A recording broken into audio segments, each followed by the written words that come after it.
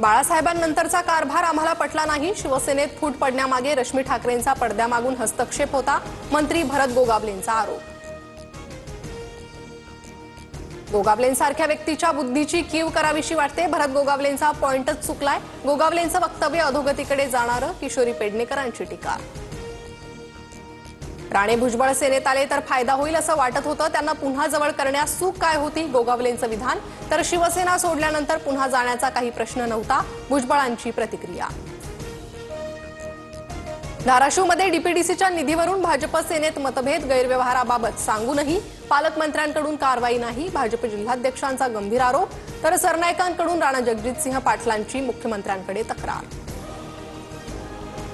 माळेगाव सहकारी साखर कारखाना निवडणूक प्रचाराच्या अजित पवार 12 सभा घेणार. अजित पवार कारखान्याच्या चेअरमन पदासाठी उमेदवार. माळेगाव साखर कारखान्याच्या सभासदांना दमदाटी. काही लोक चेअरमन पदासाठी 5 ते 10 कोटी देण्यास तयार. कारखाना विकायला काढलाय का? चंद्रराव तावरेंचा अजित पवारांना सवाल. निधी मिळत नाही म्हणून पक्ष सोडणार का? निधी मिळत नसल्यानं पक्ष सोडणं ही कोणती निष्ठा? राऊतांचा राष्ट्रवादी शरदचंद्र पवार पक्षाच्या आमदारांना सवाल.